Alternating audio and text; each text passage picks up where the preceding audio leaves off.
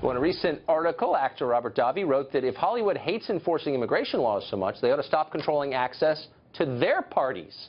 And if they won't, they're racist. Davi played Bond villain Franz Sanchez, was also Special Agent Johnson in Die Hard. He died horribly in both those roles, but the man himself is still alive, and he joins us now.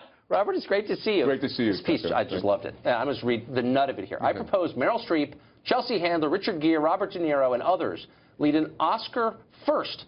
Do away with the rules, barriers, and tickets to the parties. I ask all migrants, all legal and illegal criminals, and unvetted refugees to converge on Hollywood to come to the Oscars and the after parties. And not just to serve the wine and the appetizers, but to attend. To attend. I want them. There's 3,500 seats at the Oscars, and there's other parties all around town, the Vanity Fair party. Let them come as guests.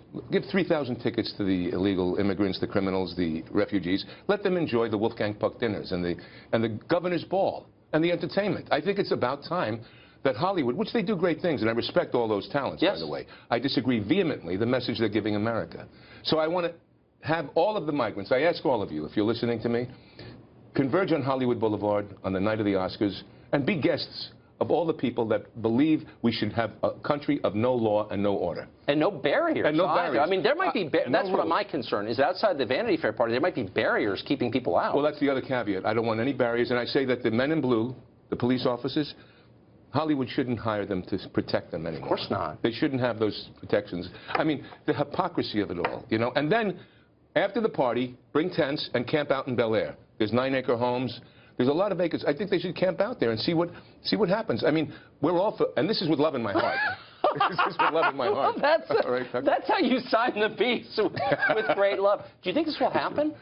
Do I think? No, I don't think it'll happen. But how could it not? How could you get up at the Oscars and say these are marginalized people and the president or whomever is a racist for wanting to keep them out, and then keep them out of your Oscar party? I mean, can you imagine the thrill of being a Syrian refugee, for example, and going to the Vanity Fair party? An unvetted Syrian refugee. I think we should even, just even invite some of them right there from wherever they might be in Budapest right now and bring them over and say, come on, Habibi, come to the Oscars. I mean, it's sad that they don't, especially since they're so, again, that's the hypocrisy of the whole thing. Why do you think they don't? I mean, I've been, to a lot of parties in L.A., and there are a lot of people who may or may not have legal status who are serving you. Oh, absolutely. But very few, maybe none, actually. Are guests. But they treat them well. They tip them a few dollars here and there, and, and they thank them.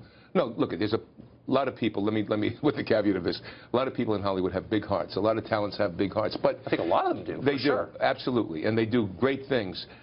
But for some reason, they've lost sight of the American worker. They've lost sight of America, the blue collar of America, and what America stood for. For some reason, why is vetting, and he's not saying ban all Muslims or ban all refugees or anything. This is on the books. He's not changing any laws.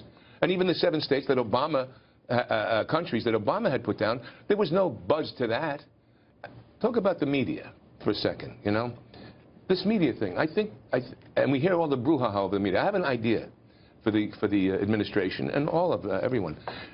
Who's the parent company of CNN? I can't get into that, but there is indeed a parent company, yes. There is a parent. May I say it? Yeah, of course. Time Warner. Yeah. So what if, at the things, when they have things, they go, Time Warner, parent company of CNN, Jim Acosta. Go. Go, Jim. How about if they did that? They did Universal, Comcast, NBC, MSNBC, Joe Scarborough. Go, Joe.